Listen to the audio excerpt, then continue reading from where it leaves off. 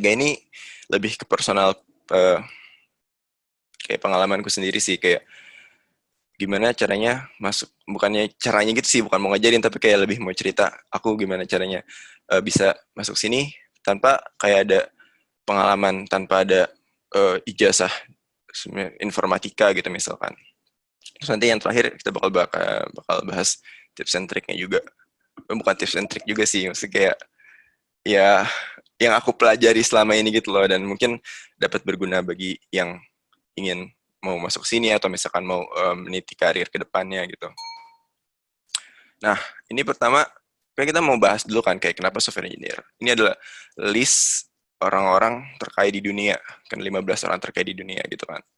Nah, kira-kira ada yang bisa ngechat nggak di chat, tulis di chat berapa sih dari 15 orang ini yang mereka tuh dari software gitu. Jadi dari 15 orang ini berapa orang dari mereka yang mereka tuh dari software gitu. Cara ngeliat chat gimana ya? Chat. Oh, nggak ada yang balas. Sedih banget. Kenapa? Ya, mungkin yang lain bisa ditulis lewat chat, sudah dibuka kok. Bisa Ya. ditulis di chat box. Coba tebak-tebak. Apakah misalkan cuma ada satu dari 15 orang ini yang uh, yang di software gitu. Kayaknya ada banyak ya, Kak ya? Ya, spoiler nih. Spoiler. Oh, tadi udah sebenarnya udah kepencet tapi gimana? Gak ada yang mau nyoba coba tebak? Mungkin saya ada, Kak, saya sebutin ya yang saya kira-kira kenal. Lebih dari tiga. Ada Jawabnya ada di everyone aja, di everyone. Iya, gimana Beb? Jadi ada Jeff Bezos, ya, Hmm, ya pemilik Amazon, Bill hmm, Gates, hmm, lalu Mark Zuckerberg, hmm, Larry Page hmm, yang punya Google dulu, hmm, yang membuat Google. Mungkin itu sih Kak yang familiar buat saya, hmm. orang software atau programmer software gitu. Nah, iya jadi bener kan kayak jadi sekarang orang terkaya di dunia sekarang yang si Jeff Bezos ini dia karena bikin Amazon kan kayak jual beli barang gitu di Amerika. Terus ada Bill Gates software juga. Di sini ada Larry Ellison yang bikin dia perusahaan Oracle gitu kan. Terus ini mungkin Mark Zuckerberg lebih terkenal juga ya. Ada Sergey Brin sama Larry Page yang bikin Google. Jadi dari sini kayak ada 6 dari 15 orang terkaya di dunia. Mereka tuh terkaya karena mereka membuat software gitu. Sedangkan kalau yang lain kayak ini kayak si Warren Buffett, misalkan dia main investment gitu kan. Terus ada yang dari fashion, telekom, media.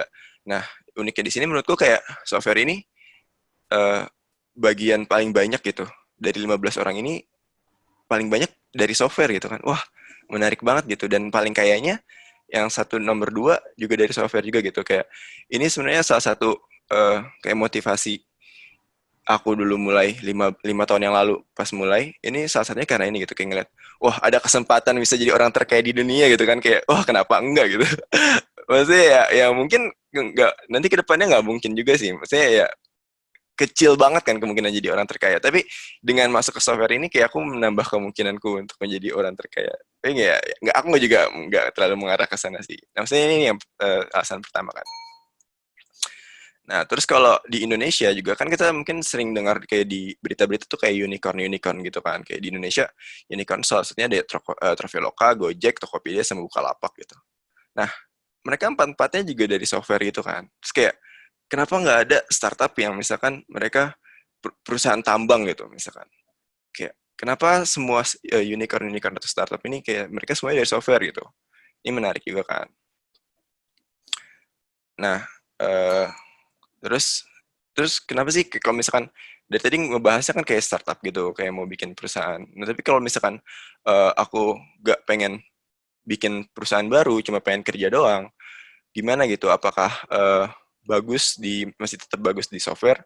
Dan jawabannya iya gitu. Jadi kalau misalkan kalian penasaran, coba aja kayak cari gaji kayak software engineer atau gaji programmer gitu. Misalkan uh, itu nanti rata-ratanya itu sebenarnya kayak lebih tinggi gitu. Dan menariknya karena software ini kan kayak kerjanya itu gak terbatas gitu kan, kayak kita tidak dilimitasi oleh jarak fisik gitu. Jadi kayak gampang buat kerja remote sebenarnya kalau software. Nah, menariknya di sini, kalau misalkan kita punya kayak bahasa Inggris yang bagus, kayak kita punya culture fit yang bagus gitu, nanti kita bisa daftar buat yang keluar negeri. Jadi kayak misalkan daftar ke Singapura atau misalkan daftar ke eh, Abu Dhabi, daftar ke Dubai gitu kan. Nah, terus misalnya daftar ke Eropa, daftar ke Amerika. Ini lebih mudah karena kita kerjanya banyak perusahaan yang melakukan itu kerjanya itu secara remote gitu. Atau misalkan kalian mau ke sana juga, banyak kayak teman-temanku dari Eropa yang mereka kerja di sana dan mereka kerjanya sebagai programmer gitu. Jadi kayak walaupun nggak pengen bikin perusahaan baru, tapi karena banyak perusahaan-perusahaan gede ini, dan perusahaan-perusahaan gede ini punya uang yang banyak gitu kan. Dan itu kayak ya gajinya lumayan juga. Nah tapi kan uang juga nggak semuanya kan, kayak uang mungkin nggak jadi tujuan kita selama hidup gitu. Tapi menariknya menurutku, selain kita ngomongin uang, tapi menurutku yang di sini yang paling penting, yang lebih penting adalah impact-nya gitu. Kayak Gojek, kayak sekarang Gojek ini dengan ada Gojek bisa benar-benar merubah Indonesia gitu kan. Kayak eh, orang mau nganter-nganter barang jadi cepet, mau mesen makanan jadi cepet. Jadi kayak uang tuh cuma jadi efek sampingnya doang. Kayak yang lebih utamanya adalah gimana kayak satu orang atau misalkan 5 orang co-founder Gojek ini, mereka orang biasa gitu. Mereka eh, bukan menteri atau bukan bagaimana, tapi mereka punya efek yang lebih besar daripada menteri itu sendiri gitu. Kalau aku ngelihatnya gitu sih ya. Dan itu bisa dilakukan salah satunya dengan software ini gitu. Nah, terus kita masuk, tadi kan kita udah ngeliat kan. Nah, tadi itu alasan-alasan itu yang ngebuat aku 5 tahun lalu tuh mulai belajar programming, mulai belajar software engineering gitu kan. Nah, terus kalau sehari-harinya ngapain gitu. Nah, jadi sehari-harinya sebenarnya programmer ini masih banyak gitu fieldnya, masih luas. Jadi kayak ada front-end developer, ada back-end developer, ada mobile app developer, ada embedded developer, ada data science dan machine learning. Nah, sebenarnya yang terakhir ini gak terlalu masuk software engineering juga sih, tapi kayak ya masih mirip-mirip, masih nyinggung-nyinggung gitu lah. Ya, jadi kayak kita kalau bahas secara gampangnya, kayak kalau front-end developer itu yang bertanggung jawab, yang kelihatan sama user gitu. Jadi kalau misalkan kalian buka Gojek misalkan ya, nah nanti kalian buka Gojek kan ngelihat misalkan ada tombol-tombolnya, terus kayak ngelihat ada gambar atau misalkan nanti tombol bisa diklik. Nah itu biasanya nanti yang ngerjain yang front end developer. Nah tapi front end developer kayak aplikasi atau website ini gak bakal mungkin bisa berdiri sendiri kan, pasti mereka butuh server gitu. Nah yang back end developer ini adalah yang bertanggung jawab kayak dengan nanti servernya itu supaya bisa jalan, terus kayak nanti database-nya gitu. Nah, mobile app developer ini sebenarnya kayak kalau front end developer itu lebih ke bikin website gitu. Dibikin website.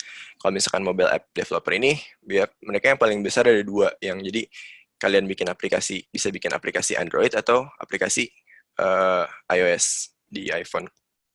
Nah, kalau embedded developer ini, dia bikin aplikasi atau bikin software itu untuk hardware langsung. Jadi misalkan kayak kalau misalkan kalian bikin software buat Arduino atau misalkan bikin software buat Raspberry Pi gitu, kayak ada komputer-komputer kecil itu kan bisa dibikin software-nya kan. Nah itu uh, termasuk role-nya dari embedded developer.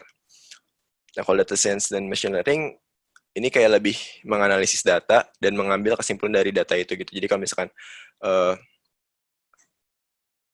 contohnya misalkan kayak nanti misalkan kalau masih lagi kayak Gojek gitu kan, kayak Gojek ini mungkin nanti kita bisa ngambil data gitu dari, kan banyak pembeli-pembeli gitu kan, nanti mungkin perusahaan ini bisa ngambil gitu, oh sebenarnya orang-orang tuh paling banyak mesen dari pas jam berapa gitu kan, mesen pas jam berapa, contohnya kayak gitu kalau data science dan machine learning. Nah itu role-nya sebenarnya masih ada lagi, lebih banyak lagi, tapi kayak ini yang paling besarnya. Nah terus kalau sehari-hari itu ngapain gitu kan, nah ini foto kerjaanku tadi pagi. Jadi ini langsung ku foto yang kerjaanku tadi pagi. Yang aku menarik, salah satu yang buat aku tertarik banget ke software engineering ini tuh adalah kayak culture-nya tuh bener-bener mereka yang penting tuh kamu bisa ngerjain sesuatu gitu loh. Dan itu kayak kalau misalkan gimana ya, kalau misalkan di kuliah atau misalkan di kelas, kan misalkan kita di ujian gitu kan, ujian itu kan kita nggak boleh buka internet atau nggak boleh buka buku gitu kan. Nah, kalau misalkan kerja, padahal kerja jadi software engineering itu 90% itu kerjaannya googling doang gitu loh. Jadi ini contohnya kayak di sini aku punya dua monitor, di monitor sebelah kiri sama monitor sebelah kanan gitu kan. Nah, monitor sebelah kiri ini kodenya yang lagi ditulis tadi pagi, ini belum selesai sebenarnya kerjaannya. Masih harus dilanjutin lagi. Yang sebelah kiri dan sebelah kanan ini Google gitu. Kayak tab buka Google Chrome gitu kan lagi buka Google. Nah, ini kalau misalkan sehari-harinya kayak aku buka nanya Google tuh bisa sampai kayak 100 kali atau misalkan kayak puluhan kali gitu loh. Jadi kayak eh, setiap ada masalah pasti nyari di Google gitu kan. Terus nanti ketemu jawabannya dari Google, terus di kayak di copy paste lagi ke kodenya dan itu cuma kerjanya cuma gitu-gitu doang gitu. Jadi kerjaan kita sebenarnya bukan programmer, sebenarnya kerjaan kita tuh lebih kayak orang yang nyari di Google gitu. Jadi kerjaan kita tuh sebenarnya cuma googling doang sebenarnya yang paling sering. Dan itu jadi bercandaan gitu lah kayak kita dibayar buat googling. Jadi kayak kalau misalkan kalian jago-jago googling atau misalkan nyari sesuatu di internet, nah ini cocok banget kayak kalau misalkan seru kan kayak kita dibayar cuma buat googling dong. Dan pas kita belajar juga belajarnya dari Google semua gitu kayak dulu pas kayak 5 tahun lalu aku mulai, aku kayak gak ya ada sih kayak kenal beberapa orang yang udah kerja jadi programming gitu kan, jadi programmer.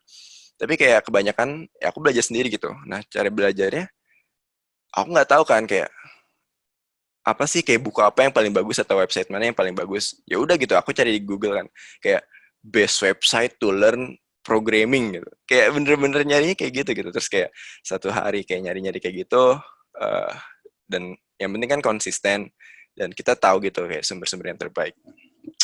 Jadi gitu kerjaannya googling dong. Gak dimarahin kalau di sini googling. Terus selanjutnya uh, ini lebih ke kalau cerita gimana sih kayak kalau aku kayak ini lebih ke perjalananku gitu kan kayak perjalananku belajar software engineering, belajar programming dan ini belajarnya kayak lebih ke otodidak gitu sih kalau orang-orang bilangnya kayak padahal di kelas apa ya kayak jurusannya di ITB mikrobiologi tapi kenapa bisa jadi programming. Nah, ini gambar aku berapa tahun ya? 2013, 7 tahun yang lalu ya. Gila udah lama banget 7 tahun yang lalu.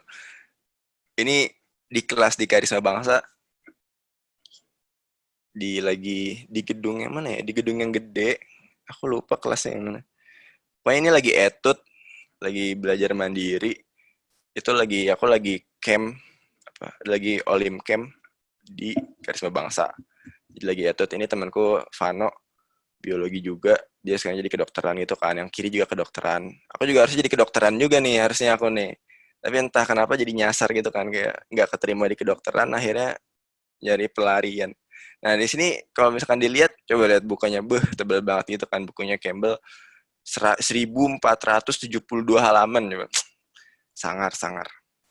Nah jadi dulu SMA emang aku bergulat di bidang biologi gitu kan bergulat di bidang biologi sehari-harinya belajar biologi sampai sering cabut kelas kayak di kelas itu kan di sekolah banyak kelas itu kan aku sering cabut kelas pelajaran matematika pelajaran yang lain pelajaran fisika atau pelajaran IPS buat belajar biologi doang gitu dan emang kayak hidupku benar-benar muternya di biologi gitu doang kan itu pas SMA gitu terus ya ini salah satu contohnya lagi kalau bukti aku beneran dari biologi gitu ya ini lagi etud terus ini dari PDF dari Campbell juga gitu.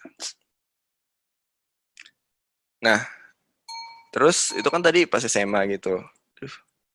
Nah, dari SMA kan masuk kuliah gitu kan. Nah, kuliah ini sebenarnya agak unik sih. Jadi kayak pas kuliah itu sebenarnya pas SBMPTN atau UTBK, aku tuh daftarnya pilihanku ada 3. Ini jangan diikutin ya, ini jangan diikutin. Tapi kalau mau cerita, pilihanku tuh ada 3. Yang pertama, pilihan pertama itu adalah informatika ITB. Yang kedua adalah teknik mesin ITB. Yang ketiga adalah biologi ITB. Ini jangan diikutin, ini jangan diikutin. Ini soalnya bahaya banget karena tiga-tiganya pilihannya di ITB gitu kan. Tapi waktu itu aku mikir kayak, soalnya aku tuh pas waktu itu daftarnya daftar Amerika gitu. Jadi karena daftar universitas di Amerika, kayak aku mikir kalau misalnya, wah kalau nggak dapet ITB, mendingan mau nganggur 1 tahun lagi buat daftar ke luar negeri lagi gitu. Jadi kayak aku mendingan enggak lah gitu kan. Tapi di sini sebenarnya pas di situ pas daftar aku udah pilihan pertamaku informatika ITB gitu, kayak aku udah pengen lari dari biologi, bukannya lari sih. Sebenarnya lari juga sih. Jadi kayak larinya ini karena aku tuh biologi udah bertahun-tahun belajar gitu kan. Tapi ternyata pas internasional, pas lomba pemilihan dari nasional ke internasional, aku tuh kalah gitu. Jadi aku tuh harus yang diambil itu 4 orang yang ke Denmark. Jadi kayak harus dari seluruh di Indonesia diambil 4 orang buat ke Denmark gitu kan, buat International Biology Olympiad yang IBO itu. Tapi aku tuh peringkat ke-6. Sedih banget kan, kayak waduh udah bertahun-tahun belajar, terus kayak ini sebenarnya salah satu cara aku buat membuktikan diri gitu loh, kayak wah aku di sini belum berhasil gitu kan, gimana kalau di bidang lain lagi gitu. Nah terus jadinya aku tadi daftar kuliah 3 itu. Nah, informatika ITB kan salah satu yang paling diminati di Indonesia kan. Dan waktu itu aku nggak terlalu belajar banget gitu loh, karena aku fokus ke Amerika. Dan ternyata karena nggak terlalu fokus belajar, akhirnya nggak keterima gitu. Terus teknik mesin, untungnya nggak keterima juga. Aku nggak ngerti kalau sekarang aku masuk teknik mesin gimana. Terus yang ketiga adalah biologi ITB. Nah, pas masuk biologi ITB, ini kerjaanku setiap hari-hari tuh kayak gini gitu. Jadi kayak nge-lab, kita kadang-kadang bisa sampai 4 jam di lab laboratorium, kayak kita numbuhin bakteri, terus nanti kita ngeliatin bakterinya, ngasih makan bakteri, terus kayak wah berhubungan dengan bakteri, biologi semua. Nah, tapi di sini kenapa sih kayak aku tuh pengen banget di ITB gitu? Soalnya ITB itu salah satunya kampusnya kecil.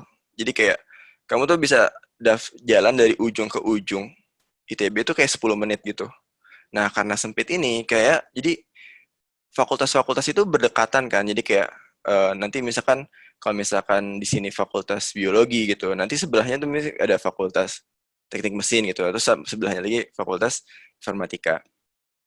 Nah, kenapa aku pengen yang deket-deket itu? Karena aku walaupun mau masuknya biologi, aku mikir, wah aku tetap pengen nyari lingkungan biar aku bisa belajar software gitu. Kenapa? Biar bisa belajar programming. Nah, salah satunya ada klub informatika gitu kan. Klub informatika, klub robotika. Jadi kayak aku walaupun udah masuk di biologi, tapi aku tuh selalu setiap weekend atau misalkan setiap liburan atau misalkan ada setiap waktu luang atau kadang-kadang juga di kelas. Jadi gurunya dosennya lagi ngejelasin biologi. Tapi kan karena aku dulunya udah sering belajar biologi gitu kan, bukan yang mau sombong ya, tapi kayak karena dulu aku sering belajar biologi, jadi kayak kebanyakan tuh udah banyak belajar gitu materinya. Jadi bukannya di kelas lagi kuliah, itu aku bukannya dengerin dosen, tapi malah ngoding sendiri gitu di belakang gitu kan. Kadang-kadang sampai dimarahin dosen gitu. Ini jangan diikutin ya. Tapi kayak aku sering belajar sendiri. Dan ini robot, uh, jadi robot buat robot tari. Ini salah satu upaya aku buat aku tuh bisa dapat lingkungan programming gitu. Jadi kayak ikut robotika. Robotika kan kebanyakan yang masuk orang-orang anak-anak elektro, anak-anak informatika. Dan di situ kayak biologi itu kayak jarang banget di situ. Aku salah satu orang yang biologi doang. Nah di sini aku udah kayak aku memaksa diriku buat belajar programming itu loh. Jadi mungkin kalau misalkan aku dengan sendiri belajar sendiri kan kayak kadang-kadang kita males gitu kan. Dan kalau misalkan udah males ya susah gitu buat belajarnya. Tapi kalau karena aku masuk tim robotika ini, aku jadi salah satu tim programmingnya. Jadi mau nggak mau kalau aku lagi males pun kan misalkan ada deadline tugas gitu kan, deadline dari tim unit dari klub robotika ini. Jadi kayak mau nggak mau tetap harus belajar terus. Nah, selain itu, aku tuh juga banyak bikin proyek-proyek gitu loh. Jadi kayak selain ikut robotika ini, kayak kalau misalkan kita belajar kan kadang-kadang suka bingung gitu kan, apa sih yang mau dipelajarin lagi gitu kan. Nah, jadi kalau software itu enaknya kita bisa langsung aplikasiin eh, apa yang kita pelajari gitu. Nah, kalau contohnya ini, jadi dulu aku sempet sama adikku sempet bikin coba iseng-iseng bikin startup gitu, kayak kita bikin website. Nah, kita tuh kayak sampai ngabisin uang 10 juta buat biar orang-orang tuh ngunjungin website kita gitu loh. Ini screenshot websitenya. Jadi kayak kita dulu pengen bikin website, terus orang-orang kita suruh sharing cerita mereka, cerita website mereka. Dan itu kita sampai habis 10 juta gitu buat bikin website ini. Nah, tapi pas bikin website ini, aku tuh jadi kayak belajar banget gitu loh. Cara bikin website dari awal sampai akhir. Jadi dengan bikin proyek ini, kayak sebenarnya banyak gitu kan tujuannya ya. Waktu itu kita pengen bikin website beneran, tapi itu lebih juga uh, memaksa diriku buat biar bisa bikin website dari awal sampai akhir gitu. Dan ternyata sebenarnya website ini itu yang mengantar aku buat magang pertama kali di Thailand. Jadi waktu itu iseng-iseng bikin website ini kan. Terus uh, tahun depannya ada kayak aku nyoba-nyoba daftar magang ke Thailand gitu kan. Dan mereka tesnya itu suruh bikin website dengan namanya Ruby on Rails gitu kan bahasa pemrogramannya. Nah, Ruby on Rails ini yang ternyata yang aku tuh bikin website ini yang aku ngabisin 10 juta itu tuh make Ruby on Rails juga. Jadi pas dites waktu itu magang ke Thailand, lah ini kan yang waktu itu aku kerjain gitu kan kayak jadi tesnya gampang banget gitu loh. Jadi kayak karena waktu itu pernah ngerjain, tesnya gampang dan mereka ngeliat hasilnya bagus, wah kok tumben nih anak magang tapi hasilnya bagus kan, kayak bener-bener bisa bikin website dari awal sampai akhir. Jadi kayak, oh yaudah langsung diterima gitu kan, asik.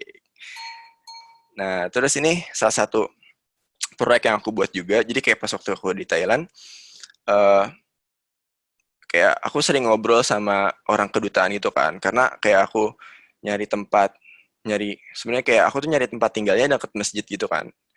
Soalnya di Thailand agak susah buat nyari makan halal dan nyari masjid gitu. Nah ternyata masjid yang aku deket itu, yang tempat aku tinggal itu uh, deket kedutaan Indonesia. Nah, jadi kayak masjidnya itu banyak banget orang Indonesia gitu. Jadi kayak di Thailand aku setiap minggu kayak ikut pengajian orang Indonesia gitu kan dan ketemu banyak orang kedutaan. Nah, salah satu orang kedutaan itu ngobrol-ngobrol gitu kan, nanya, "Oh, kamu di sini ngapain?" gitu. Kayak, "Oh, magang magang programming gitu." "Oh, ini kita lagi butuh ini nih, lagi butuh aplikasi." Jadi kayak kita suka bikin acara, tapi kita tuh nggak tahu absen absennya tuh kayak masih manual gitu. Terus kayak aku dimintain, bisa nggak coba bikin aplikasi buat absen pas ada acara gitu. Nah, terus kayak aku bikin proyek itu juga itu kayak dalam rangka aku buat mengasah skillku juga gitu. Kayak selain membantu orang lain. Dan ini contohnya aplikasiku ini kayak di laptopnya itu tuh kayak ada scanner-scanner gitu kan. Jadi kayak ini tuh nanti orang yang kayak kedutaan nanti tamu yang masuk itu tuh nanti kayak di scan gitu bawa kartu undangan karena ini kartu undangan yang di scan nanti masuk ke database kita kayak langsung tahu oh berapa orang sih yang datang siapa aja yang datang orang itu bawa berapa orang gitu ini kayak salah satu proyek juga. Nah terus ini juga pas kuliah jadi aku kan uh, jadi pembina di Pribadi Bandung gitu kan. Nah di Pribadi Bandung juga mungkin kayak di semua asrama di sister school juga ya kayak kalau di asrama itu kan mau keluar itu susah banget kan kayak kita butuh izin gitu kalau nggak ada izin nggak bisa keluar dari satpam gitu kan wah susah banget kan aku juga ngerasain gitu kan. Nah terus kayak di Pribadi Bandung kita tuh ngide-ngide gitu kayak oh gimana nih kalau misalkan kita bisa bikin absennya tuh online gitu pakai aplikasi. Nah terus kayak aku diskusi-diskusi sama ketua asramanya, kepala asramanya, dan kita bikin konsep itu. Jadi kayak kita bikin aplikasi Android dan iPhone. Aplikasinya itu jadi kayak setiap siswa asrama itu bisa siswa atau siswa asrama bisa download aplikasinya. Jadi kalau mereka mau izin, mereka tuh udah nggak pakai kertas lagi, mereka pakai aplikasi gitu. Jadi kayak kalau misalkan nanti kalian izin pakai aplikasi, nanti pas kalian minta izin, nanti di HP pembina atau di HP ketua asramanya itu nanti ada notifikasi gitu. Oh nih misalkan si Habib izin mau ke Alfamart gitu kan. Nanti kayak bisa di accept atau di reject gitu. Nanti kalau misalkan kalian udah absen itu, kalian bisa pas kalian ke satpam, kalian bisa scan kartu siswa kalian atau misalkan scan nama kalian, nanti di satpam kelihatan. Oh ini kamu tuh si Habib ini udah punya izin belum gitu. Dan kalau punya izin, dia izinnya ini ditolak atau diterima gitu sama pembina asramanya. Nah, ini dilihat ya, ratingnya lumayan bagus nih. Soalnya kalau yang ratingnya jelek, nanti nggak dikasih izin. Nggak lah. Jadi dia di sini sebenarnya eh, bikin aplikasinya kayak iseng-iseng gitu kan. Di sini menariknya adalah aku bikin sesuatu aplikasi yang membantu orang lain di saat yang sama juga aku mendapatkan manfaat gitu karena mengasah skill. Dan sebenarnya pas bikin aplikasi ini itu tuh yang mengantar aku buat magang ke Jerman gitu. Jadi pas di Jerman abis bikin aplikasi ini terus daftar magang ke Jerman gitu kan. Nah, di magang di Jerman disuruh dites gitu, suruh bikin aplikasi pakai namanya React.js gitu kan. Nah, terus kayak, loh ini kan yang aku pakai buat bikin aplikasi perizinan ini gitu. Loh, kayak kenapa jadi semuanya jadi menyatu kayak saling berhubungan gitu kan. Jadi pas dites itu kayak aku langsung bisa bikin dengan cepat dan lumayan bagus karena udah sebelumnya pernah bikin ini gitu. Nah, eh ini gambar aku, ini yang paling kanan aku ya. Pas di Thailand ini kita lagi ini sebenarnya lagi pamer-pamer dikit lah. Maksudnya kayak biar ngerasa kalau misalkan ngomong doang kan kayak gak ada gambarnya kayak kurang berasa gitu kan. Ini kita lagi liburan perusahaan. Jadi perusahaan itu setahun sekali liburan gitu. Ini kita pas aku di sana kebetulan kita lagi liburan juga. Jadi kayak kantornya di Bangkok tapi pas itu kita liburan ke Phuket gitu kan.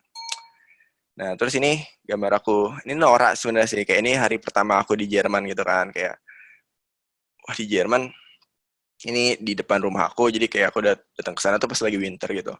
Nah menariknya di sini kayak aku ke Thailand dan ke Jerman itu kayak aku nggak keluar uang apa-apa gitu. Semua uangnya dibayarin sama perusahaannya karena aku magang di sana gitu. Jadi magangnya dibayar dan kalau misalnya di Thailand yang pas di Thailand ini aku juga dibayar sama aku tuh tiket pesawat ke sana tuh dibayarin juga dan hotel itu aku kan sampai ke sana nggak belum punya apartemen gitu kan belum punya kosan sampai di sana aku dikasih 1 minggu buat 1 minggu di hotel gitu jadi kayak bukan 1 minggu malah 2 minggu jadi kayak sampai di sana dikasih 2 minggu buat tinggal di hotel sambil nyari-nyari apartemen. Wah enak banget lah. Nah terus ini pas di Jerman gitu kan jadi magang 6 bulan juga di Jerman waktu itu. Nah eh nggak ada ya. Nah jadi itu kan aku mulai perjalanan itu adalah 5 tahun yang lalu kan. Nah 5 tahun yang lalu dan mungkin kayak kalau misalnya aku cerita kok susah ya kayak aku cerita dengan gambar-gambar ini kayak wah aku ngelihatnya kayak yang enak-enaknya doang kan kayak tiba-tiba udah di Jerman tiba-tiba udah di Thailand tapi yang enggak yang belum kuceritain adalah selama 5 tahun itu aku benar-benar berusaha kayak aku benar-benar menghabiskan waktu luang buat belajar dan aku kayak daftar-daftar itu tuh nggak cuma sekali 2 kali gitu jadi kalau misalkan dihitung-hitung aku tuh kayak sejak tahun lalu ini buat kan dari tahun lalu aku nyoba nyari kerja full time gitu kan karena mau lari dari kuliah juga sebenarnya nyari kerja full time aku tuh sampai udah ngirim 300 pendaftaran kerja lamaran kerja itu aku udah ngirim udah sampai 300 lebih gitu kayak setiap bulan aku ngecek ada yang buka lowongan lagi atau enggak terus aku daftar nah masya Allahnya bulan lalu keterima gitu di namanya Max Swift ini perusahaan di Atlanta di Amerika dan mereka buka kerja remote jadi kayak aku kerja dari Depok di Indonesia eh, tapi aku kerjanya tuh dari jam 9 malam sampai jam 5 pagi karena nyesuaiin waktu di Amerika dan ini masya Allah banget sih kayak dari dulunya aku pengen ke Amerika dan sekarang akhirnya kesampaian gitu kan kerja di perusahaan Amerika. Nah terus kayak kalau mau ngomongin tips and trick sebenarnya nggak ada tips and trick juga sih kayak kalau kita ngomongin tips and trick kan kayak wah ini gampang nih mau masuk sini itu nggak ada yang gampang gitu loh kayak salah satu mungkin yang kayak aku pelajari itu ya kita kalau belajar tuh selalu dimanapun kapanpun dan jangan kita menjadikan sekolah itu tuh kayak cuma kita belajar dari sekolah doang gitu itu menurutku yang salah banget sekolah itu cuma salah satu cara kita buat belajar tapi lebih pentingnya lagi kita tuh ada effort lebih buat belajar di luar sekolah sebenarnya itu tuh yang bisa membedakan kita sama orang lain jadi kalau misalkan semua orang kan kebanyakan orang sekolah juga kan kebanyakan orang tuh misalkan lulus SMA atau misalkan kuliah ya kalau misalkan kita cuma effort kita di situ doang ya kita nggak ada yang membedakan kita dengan orang lain gitu. Kayak kita nggak ada yang membedakan kita dengan rata-rata gitu. Nah, jadi kita harus memberikan effort lebih. Kayak kalau misalkan di sini contohnya kayak pas biologi, aku di kelas ikut belajar, tapi aku tetap Sabtu Minggu aku belajar, terus misalkan lagi liburan belajar. Dan kayak misalkan kuliah aku biologi, tapi nggak membatasi aku buat belajar gitu kan. Weekend nggak ada yang weekend aku boleh belajar kan, kayak aku nggak ada yang ngatur aku weekend harus ngapain gitu. Nah, terus aku juga percaya itu dengan aturan 10.000 jam namanya. Jadi aturan 10.000 jam ini salah satunya dipopulerkan oleh salah satu penulis di Amerika. Jadi dia ngomong, kita tuh butuh waktu 10.000 jam buat jadi jago di satu bidang tertentu untuk mencapai tingkat dunia gitu. Jadi kalau misalkan kalian ngomong pemain basket NBA yang paling jago di dunia, udah pasti dia tuh latihan basketnya lebih dari 10.000 jam. Atau misalkan kita ngomong orang yang paling jago main Mobile Legend, enggak juga sih ya. Atau misalkan orang yang paling jago di satu bidang, itu pasti mereka butuh udah punya 10.000 jam gitu, latihan di sana. Nah, jadi kayak aku dari dulu udah ngomong gitu, nggak ada sesuatu yang instan, semuanya butuh proses. Kayak 10.000 jam ini kayak aku, mungkin di software ini, aku juga belum sampai 10.000 jam gitu, mungkin kayak aku baru 5.000 jam atau misalkan beberapa ribu jam, tapi kayak udah lumayan kerasa gitu kan. Tapi di sini kayak yang paling penting adalah ya nggak ada yang instan gitu, kayak butuh proses. Kayak aku buat sampai sekarang kayak butuh proses 5 tahun, dan 5 tahun ini sebenarnya kayak hitungannya sebenarnya hoki atau banyak beruntung ya. Mungkin kayak kalau orang lain lagi mungkin butuh kayak 7 tahun atau 8 tahun atau 6 tahun belajar beneran, atau mungkin ada orang lain lagi yang mungkin kayak cuma 1 tahun belajar tapi karena dia intensif banget udah bisa masuk ke suatu bidang itu gitu. uh, jadi gitu aja, kayak udah lewat juga sih waktunya. um, Sekarang bagi yang mau nanya-nanya. Iya, sambil kita nunggu pertanyaan dari audiens. Jadi mungkin sekedar cerita juga ya, ini kayak saya ketemu Kak Fikri lagi di sini, udah kayak reuni lagi. Terakhir kita ketemu tahun lalu, lagi ada program alumni. Jadi dulu saya dan Kak Fikri ini di Pribadi Depok tuh salah dua dari berapa orang yang waktu itu ditargetin sama college counselor kita untuk, ayo kita targetkan kuliah ke Amerika. Jadi kita dari kelas 11 sudah dibuatkan program, kita belajar SAT, kita belajar, dan pokoknya mental kita waktu itu emang kalau bisa kuliah ke luar negeri. Dan ya itu mungkin nyambung tadi dengan yang disampaikan oleh Kak Fikri, pengalamannya mendaftar kuliah, tuh bagaimana top priority-nya adalah Amerika, tapi karena satu dan lain hal, akhirnya ke ITB, dan karena di ITB mungkin ya, dan jurusan yang berhubungan dengan biologi, jadinya Kak Fikri bisa punya waktu lebih banyak untuk latihan programming ini, dan akhirnya malah sampai ke sini. Jadi itu salah satu apa ya, kayak emang kita nggak bisa nebak gitu, kayak jalannya itu bakal seperti apa. Jadi kalau misalnya Kak Fikri keterima di Amerika, mungkin sekarang Kak Fikri bukan jadi software engineer gitu. Mungkin sekarang masih berkutat dengan hal yang lain gitu. Atau misalnya Kak Fikri dapatnya teknik mesin tadi, itu udah Wah, mungkin bakal parah tuh. stres banget nggak Pak, Iya, iya, apa itu stres. matematikanya. Jadi tapi tetap pentingnya untuk kita uh, gali informasi dalam-dalam. Kita mau ngapain sih? Apa background yang kita punya? Apa target kita? Apa yang harus kita lakukan sampai di situ? Jadi kayak misalnya tadi Kak Fikri emang mungkin ya salah satu motivasi tadi itu ya, yang berapa orang terkaya di dunia itu software programming, ya mungkin itu salah satu motivasinya, dan yang turning point-nya Kak Fikri mulai belajar tentang programming. Tapi ya yang penting ketika kita sudah sadar kita mau jadi apa, yang penting adalah step selanjutnya kita cari tahu apa yang harus kita lakukan supaya bisa sampai di titik itu. Oke, ini kita udah ada satu pertanyaan Kak, berkaitan dengan pengalaman magangnya dulu. Wah, ini kalau nggak salah dulu Olim Informatika ya. Jadi mau nanya Kak, gitu ya, ujian praktek magangnya dikasih berapa hari buat bikin website atau app-nya? Mungkin lebih dijelaskan lagi waktu itu pengalaman pas diuji, diminta buat website Ruby on Rails. Ya, jadi sebenarnya nggak ada standar industrinya gitu sih ya. Jadi kita kayak terserah perusahaannya aja mau ngasih waktu berapa hari gitu atau berapa minggu buat pengumpulannya atau sebenarnya kayak semua proses interviewnya itu kayak juga ya terserah perusahaannya semua gitu. Jadi kayak mungkin kayak pengalamanku bakal beda sama nanti yang bakal dihadapi. Tapi kayak waktu itu ada dikasih waktu seminggu. Jadi kayak dalam seminggu ini disuruh bikin aplikasi kayak website gitu kan. Jadi kayak mereka ada konsep apa website suruh bikin. Nah uh, jadi kayak waktu seminggu itu namanya take home test. Jadi tesnya itu kita bisa kerjain kayak dibawa pulang gitulah. Nah nanti kalau misalkan udah take home test ini dan kalau misalkan hasilnya bagus, nanti kayak ada interview selanjutnya kayak buat technical interview gitu. Jadi kayak kalau take home test kan mungkin kayak ada bisa dikerjain orang lain gitu kan. Nah kayak jadi baru ada interview yang nanti langsung diuji langsung gitu loh kayak kemampuan ngodingnya gitu.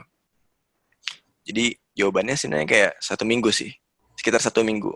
Kalau misalkan yang Jerman waktu itu mereka ngasih waktu nggak ngasih batasan waktu, tapi karena waktu itu aku udah bisa dan aku kayak udah lumayan pengalaman di sana, aku ngerjainnya lumayan cepet gitu kan, dan mereka kaget juga pas mereka mungkin ekspektasinya aku selesaiin dalam waktu 5 hari misalkan kayak gitu. Tapi waktu itu kayak aku baru cuma 2 hari atau 3 hari bisa langsung ngirim dengan hasil yang lumayan. Jadi ya itu sih jawabannya. Kadang mungkin sekitar 5 hari atau seminggu. Soalnya perusahaannya juga pasti mungkin kayak kita hari ini atau besok belum bisa ngerjain gitu kan. Jadi sekitar gitu sih. Mungkin sambil nunggu yang lain juga, saya juga ada pertanyaan, Kak. Ya. Kalau untuk software engineer sendiri, apakah harus jago matematika? Apakah harus jago eh, apa namanya bahasa-bahasa programming tadi? Kira-kira chance untuk orang yang masih awam untuk bisa kira-kira terjun di dunia ini itu seberapa besar sih gitu? Mungkin let's say 2 tahun ke depan, apakah saya bisa kira-kira membuat website saya sendiri dengan coding yang saya buat sendiri? Kira-kira dengan apa ya? Dengan waktu luang misalnya seminggu saya sisihkan 5 jam untuk belajar programming. Apakah background matematika itu penting banget buat programming? Mungkin kan kita angka-angka gitu kan, kayak ada Hmm. logik-logiknya gitu. Jadi mungkin banyak orang yang mikir programming itu berhubungan dengan matematika. Apakah benar demikian, Kak? Gitu. Nah jadi ini sebenarnya tergantung nanti kerjaannya ngapain. Tapi menurutku untuk 95% pekerjaan matematika tuh nggak terlalu dibutuhkan selama kamu bisa lulus matematika di SMA atau misalkan di SMP pun harusnya itu udah cukup sih. Karena balik lagi kayak kebanyakan pekerjaan itu kayak 90% pekerjaan software engineer kan kita bikin website atau bikin aplikasi kan. Dan itu tuh lebih banyak gimana ya kayak nggak terlalu butuh matematika gitu loh. Lebih butuh iya tadi kayak kalau kita nggak tahu apa-apa bisa googling aja gitu kan. Nah, kalau yang butuh matematika itu ketika kita kerjaannya itu nanti berhubungan dengan algoritma atau misalkan berhubungan dengan optimasi. Jadi misalkan kita mau bikin software yang dengan satu Raspberry atau satu Arduino kita bisa menjalankan memproses data di seluruh dunia misalkan kayak gitu. Nah, itu kan berarti kayak gitu kita butuh harus pinter banget kan kayak ngatur-ngatur ini jalurnya kayak gimana, jalurnya kayak gimana. Nah, kayak yang butuh pekerjaan yang butuh optimasi banget, yang butuh performance banget itu yang emang butuh background matematika yang kuat banget. Tapi selain itu, untuk 95% pekerjaan, 90% pekerjaan, sebenarnya nggak terlalu butuh. Malah banyak yang ngomel itu adalah, jadi kalau kamu kuliah di informatika kan banyak belajar algoritma, banyak belajar matematikanya, ngulang lagi, kayak belajar lagi. Uh, tapi itu nggak terlalu dipakai gitu buat di kerjaan, karena di kerjaan jauh lebih gampang dibanding kuliahnya gitu. Jadi itu sih. Berarti nggak harus jago-jago banget matematika buat berani terjun ke software engineering ini ya, Kak ya? Hmm. Mungkin Kak Fikri juga bisa dicek chatboxnya, siapa tahu langsung ke Kak Fikrinya. Ini ada sih yang private. Nanya main Valorant nggak? Iya main. Kok tahu sih? Apa jangan kita pernah main bareng waktu itu? Iya, aku sering main game juga. Nggak tahu sih ya, kayak di perusahaanku, di kantorku juga CTO sama CEO-nya juga pada sering main game gitu lah. Kayak mereka kerjaan juga main. Tapi ya dibatasi lah, kayak main game, belajar, programming. Tapi tetap harus Mungkin butuh balance. mungkin main gamenya itu buat melepaskan stresnya kali ya ketika Iya ketika bener. bekerja. Iya, mungkin saya nanya lagi Kak sambil nunggu yang lain. Jadi kira-kira Kakak bisa jelasin lagi nggak kayak momen pertama ketika Kakak kepikiran, wah aku harus belajar programming gitu. Hmm. Kayak apa yang membuat Kakak terinspirasi untuk masuk ke bidang itu? Maksudnya Kakak kan dulu belajar biologi kan, kayak Hmm. kenapa tiba-tiba kepikiran programming gitu? Kira-kira udah kebayang gitu? Hmm. Atau random tiba-tiba aja? Sebenarnya nggak random sih. eh jadi gini, jadi aku dulu pas SMA biologi itu salah satunya karena ayahku tuh dulu kuliahnya di biologi. Jadi kayak jadinya aku pas ya kadang-kadang juga diajarin gitu kan pas kecil, asik pas kecil diajarin biologi coba. Nah pas kuliah ini sebenarnya ayahku udah rada gimana ya ngewanti-wanti gitu sih ke aku gitu kayak Fikri kamu nanti kuliah jangan ngambil biologi gitu kan. Waduh kenapa nih gitu kan. Nah sebenarnya nggak mungkin kayak ngelihat dari pengalaman dari ayahku juga dan aku sebenarnya ngelihat sendiri juga sih. Jadi kan kalau misalkan sebenarnya ini bukan biologi doang ya, kayak misalkan semua sains di Indonesia kan sebenarnya masih gak terlalu kuat kan. Jadi agak susah kalau misalkan mau jadi saintis di Indonesia. Kalau misalkan kita ngambil sains, biasanya jalurnya itu adalah jadi misalkan S1 di Indonesia, nanti lanjut S2 atau S3 di luar negeri gitu dan nanti mungkin jadi peneliti di sana. Jadi tapi kayak general idea-nya adalah atau misalkan yang aku tangkap juga ya kurang sebenarnya bisa dibilang kayak prospeknya kurang kurang kurang ya nggak yang terbaik lah prospeknya di Indonesia terutama di Indonesia sih ya kalau misalkan kamu mau jadi peneliti ya bisa di luar negeri gitu kan jadi kayak aku sebenarnya ngelihat dari prospek itu gitu jadi aku nggak pengen nanti aku bingung gitu oh nanti udah lulus kuliah mau ngapain gitu kan aku nggak pengen itu terjadi sama aku jadi dan aku nyari kan bidang apa sih yang sebenarnya kerjaannya tuh banyak gitu banyak kerjaannya dan prospek prospeknya bagus ke depannya dan mungkin bidangnya terus berkembang dan aku milih software karena itu sebenarnya jadi aku ngelihat ya biologi di Indonesia kurang bagus aku mikir oh siapa tahu aku kayak mungkin ke depannya lebih bisa terjamin dengan belajar programming tapi aku nggak meninggalkan biologi juga sebenarnya kayak mungkin kayak 10 tahun atau 20 tahun ke depan mungkin aku balik lagi ke biologi karena emang menurutku biologi di ke depan ya mungkin kayak 20 tahun ke depan mungkin biologi bakal menjadi hal yang besar gitu kan. Tapi kan kita butuh hidup sekarang gitu kan. Jadi kayak aku mempersiapkan skillku untuk 5 tahun, 10 tahun ke depan dan menurut karena waktu itu aku ngelihat software ini salah satu yang bagus prospeknya. Jadi karena aku milih itu sebenarnya. Oke. Tadi juga Kakak cerita tentang ayahnya Kakak ya. Saya ingat juga waktu itu pengalaman pas kita kelas 10 ya, Hmm. libur tahun baru itu saya waktu nggak pulang dari asrama dan diajak sama ayahnya Kak Fikri, ayo kita ke apa Eijkman apa yang di samping RSCM itu.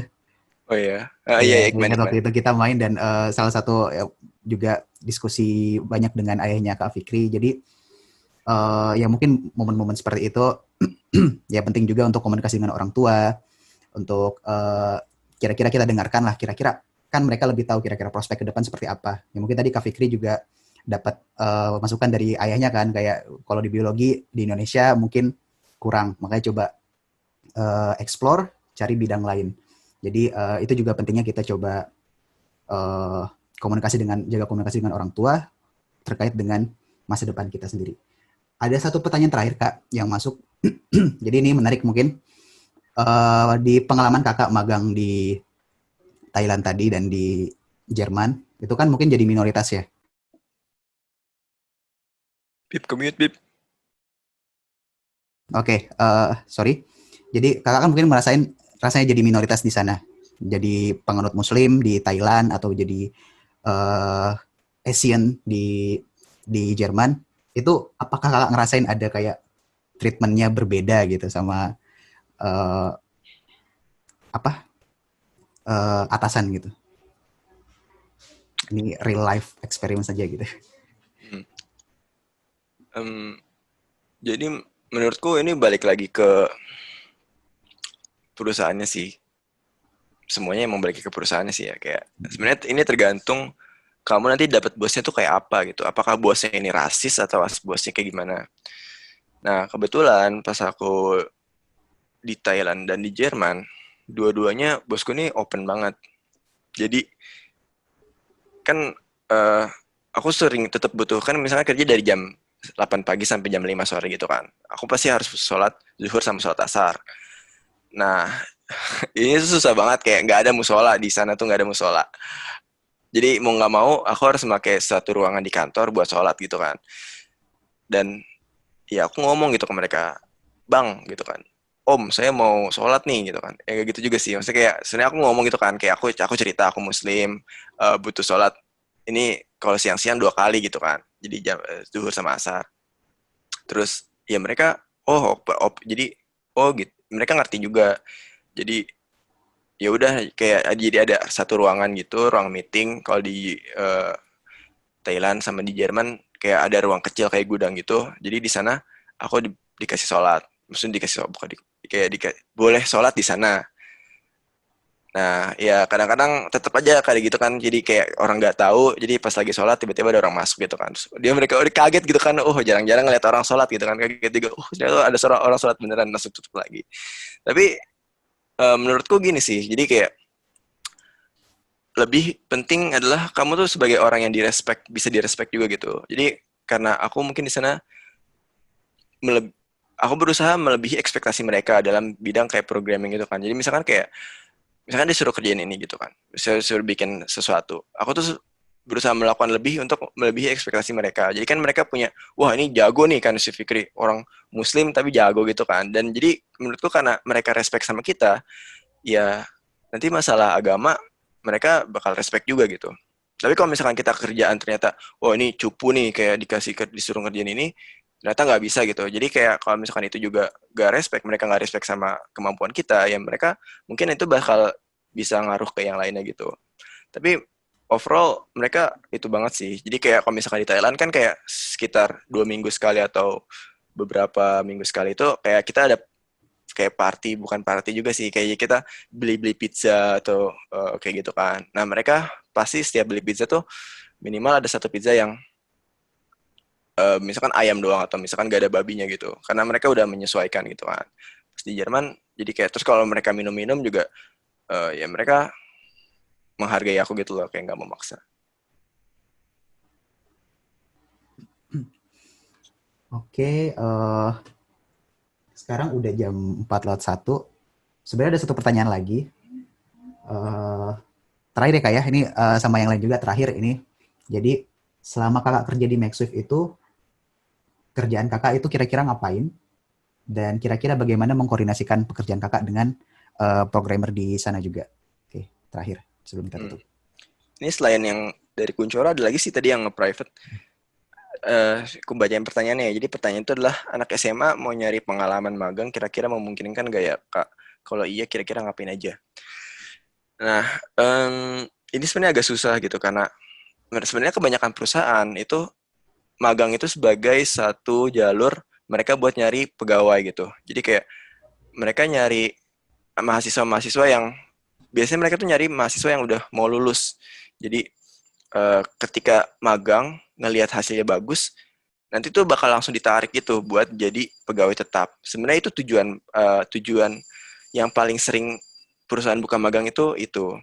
Nah, kalau misalkan masih SMA kan lama banget kan, masih ada misalkan 4 tahun lagi sampai bisa lulus kerja buat kerja full time di sana gitu. Jadi bakal lebih susah, dan aku belum tahu sih kalau di Indonesia ada atau enggak. Tapi kalau di Amerika ada beberapa perusahaan yang mereka emang magang itu sebagai proses belajar aja, bukan jadi jalur buat pegawai tetap gitu. Dan kalau misalkan di Amerika ada juga kayak perusahaan yang buka magang buat SMA. Tapi aku kalau di Indonesia kurang tahu. Nah, kalau misalkan emang mau nyari, coba cari di Google. Jadi kayak itu kan kerjaannya nanti sehari-hari di Google, belajar di Google, googling juga kan. Jadi itu coba cari aja. Nah, terus pertanyaannya, bagaimana mengkoordinasikan pekerjaan tersebut dengan programmer lainnya? Nah, koordinasi pekerjaan, jadi kayak ini kan mereka aku kerjanya dari jam 9 pagi sampai jam 8 malam sampai jam 5 pagi di sini kan. Jadi ya koordinasinya adalah ya kita kayak ada video call terus setiap pagi. Itu ada stand up meeting namanya setiap jam 9 malam aku.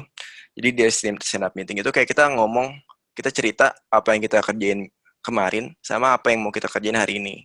Jadi kayak kita tahu, oh nanti orang lain tuh lagi ngerjain apa gitu kan. Nah, selain itu, ya nanti seminggu sekali tuh kita ada project namanya All Hands. Jadi All Hands itu kayak kita meeting ngebahas semua yang terjadi minggu lalu dan mau terjadi minggu ini. Dan di situ kayak kita ngobrolin, oh yang kita lagi kerjain apa, mungkin ada prioritas yang lebih penting lagi, dan itu kayak setiap minggu kita atur-atur lagi sih. Jadi kayak gitu, koordinasi kerjaan. Baik, saya rasa itu saja untuk sesi tanya jawab kita. Sekali lagi kita ucapkan terima kasih ke Kak Fikri yang udah memberikan banyak pengalamannya, banyak insight-nya tentang apa itu software engineering, kira-kira ngapain dan bagaimana caranya kita bisa sampai di sana. Jadi sekali lagi yang tadi mau saya ulang lagi dari kata Kak Fikri, penting banget untuk kita memberikan waktu tambahan untuk belajar tentang apa yang kita mau. Jadi penting banget karena nggak mungkin segampang itu kita mau jadi dokter, kita mau masuk ke fakultas kedokteran cuma berharap sama SBMPTN keterima bukan SBM, SNMPTN undangan terus keterima jadi dokter habis itu. Enggak, pastinya kalau kalian seperti itu kemungkinan di tahun pertama kan bakal stres sama pelajaran di FKUI atau bukan FKUI itu saya FK. Nah, makanya penting banget untuk kita mengetahui apa sih kita mau ngapain, karena kalau kita nggak tahu kita mau ngapain, pastinya nggak ada motivasi untuk ngelakuin hal ekstra yang kita perlu lakukan. Jadi itulah, semoga dari hasil webinar ini beberapa teman-teman yang tadinya tertarik ke dunia programming bisa lebih mengerti seluk-beluknya seperti apa, nanti bakal ngapain. Jadi tolong dikembangkan skill googlingnya dari sekarang yang mau jadi programmer. Skill yang paling penting. Kalau yang masih belum tahu dan baru dengar kata oh programming itu nggak begini, semoga juga bisa jadi bahan alternatif untuk ininya, untuk pilihan karir kedepannya. Sekali lagi kita dari College Counseling dan Karir Departemen Karisma Bangsa, kita mencoba memaparkan ke kalian kira-kira apa sih yang bisa kalian lakukan di masa depan gitu, bagaimana jalurnya supaya bisa sampai ke sana. Jadi semoga di seminar-seminar selanjutnya bisa tetap mengikuti dan makin ke explore gitu. Jadi itu dari saya. Kira-kira dari Pak Doni ada yang mau ditambahkan, Pak? Cukup, Pak. Oke, cukup. Oke, kalau begitu kita akhiri saja. Terima kasih Kak Fikri. Silakan teman-teman jika ingin tanya-tanya, kira-kira ada kontaknya nggak Kak yang bisa dihubungin? Gimana ya? Kalau ingin tanya-tanya. Maksudnya aku jarang buka sosial media juga sih. Jadi kayak Instagram ada, tapi ya jarang buka. Tapi kalau mau kontak, gimana sih? Enaknya biasa gimana kalau mau kontak? Ya, nanti yang tertarik bisa tanya lewat saya ya. Bisa coba hubungkan dengan Kak Fikri. Dan Kak Fikri juga ada websitenya Kak ya? Website blognya ya? Iya. fikrikarim.com, mungkin bisa dengar beberapa cerita inspirasi di sana. Shout out Kak Fikri. Oke. Saya akhiri di sini. Terima kasih buat teman-teman sekalian, Bapak Ibu guru, siswa-siswa yang saya sayangi, sudah bisa mengikuti seminar ini. Terima kasih juga ke Kak Fikri selaku pembicara, sudah memberikan banyak sharing atas pengalamannya dan juga insight untuk pekerjaan sebagai software engineer ini. Silahkan, kalau gitu saya akhiri. Untuk teman-teman yang lain bisa meninggalkan, sudah bisa leave Zoom-nya, ya. Kita jumpa lagi mungkin 2 minggu ke depan bakal ada seminar dari College Counseling lagi. Terima kasih Kak Fikri.